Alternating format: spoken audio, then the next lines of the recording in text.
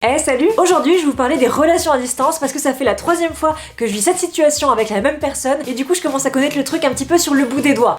Ah non mais attendez, je le vis super bien! D'abord, le plus dur dans une relation à distance, c'est quand la personne part. Surtout s'il va dans un endroit de ouf alors que toi tu restes dans ton quotidien comme une pauvre merde. Allô? Oui, c'est pour vous dire que je trouve que la vie n'a plus aucune saveur. Je me demande vraiment si elle vaut la peine d'être vécue. Oui, et sinon pour votre pizza, vous prendrez quoi? Une margarita. Et puis une fois que t'as séché tes larmes et que t'as pu te poser un peu, t'as une sorte de revirement de situation. Ça fait un peu genre paf, paf. Tu commences à penser à tous les trucs exceptionnels que tu vas pouvoir faire en toute liberté. Ressortir ton mini Robert Pattinson. Ne plus mettre que des grosses culottes en coton. Douces, certes, mais tellement chum. Ne plus t'épiler. De nulle part. Mater des teen movies nuls, sans scrupules, tous les soirs. C'est précisément pour ça qu'on sort plus ensemble, parce que toi, mon garçon, t'es un petit merdeux. Et pendant que toi, t'es en chaussons-chaussettes avec ton jogging et tes cheveux bien gras, hein, comme il faut, bah la personne que t'aimes, elle est dans un nouveau pays, en train de sociabiliser, de faire des nouvelles rencontres, voilà. De personnes qui, elles, contrairement à toi, se lavent les cheveux. Et du coup ça fait ressortir chez toi un petit côté mi-Derrick, mi-espion, Tom Cruise, Mission Impossible, mi-psychopathe. Hein. Voilà, on va pas se mentir. Allô Alfred? Oui, ici agent F. Oui, écoutez, on a un nouveau suspect là sur Facebook. Julie Dupont. Oui, une photo, on les voit ensemble.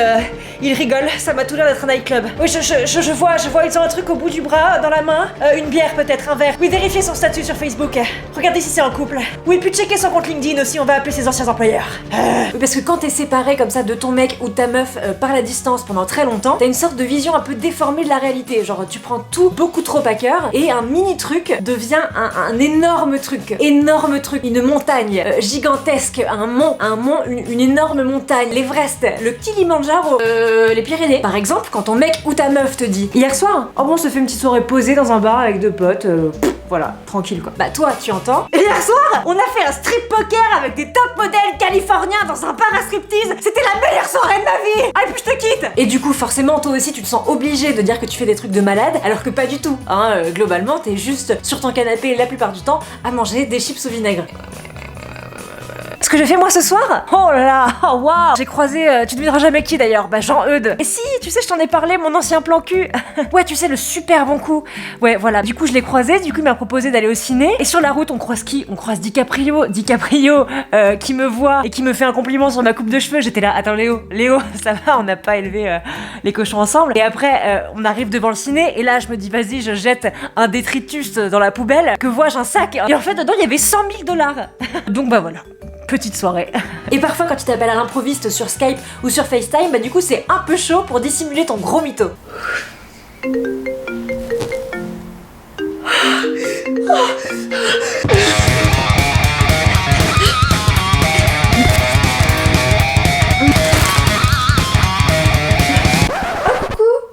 Ça va, j'avais pas vu que c'était toi.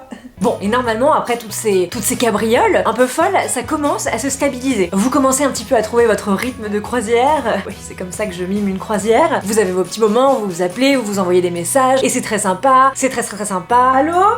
Oui, c'est très sympa. Allô? Je t'entends pas. Bonjour à tous, c'est juste pour vous dire que c'est très sympa. Voilà, merci, au revoir. Mais le truc relou, c'est quand le décalage horaire est grand. Genre quand pour toi, c'est le soir, que t'es un petit peu posé, que t'as besoin d'affection, que t'es d'humeur un petit peu olé olé. Et que lui, à l'autre bout du monde, il est en plein milieu de sa journée. Et du coup, il est pas du tout dans le même mood. Que le théorème de Pythagore est égal à pi plus 10. Voilà. Pardon, excusez-moi.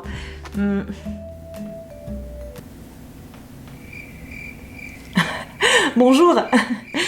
Voilà, à part ces quelques péripéties, t'inquiète pas, une relation à distance c'est très faisable. Et surtout, il y a des études américaines de prestige qui ont prouvé scientifiquement que c'était vachement bon pour ton couple. Voilà, parce qu'en gros, vous vous manquez vachement et la personne ne se souvient que de tes qualités et toi aussi. Et ils oublient complètement tes défauts, donc ça c'est bien pratique. Et toi aussi, au passage, tu oublies leurs défauts. Et en plus, ça te laisse plein de temps juste pour toi, comme ça, pour penser à ta petite personne, voilà, faire ce que t'as envie. Par exemple, je sais pas, ressortir une figurine Robert Pattinson du placard. Qui me juge ici? Qui me juge?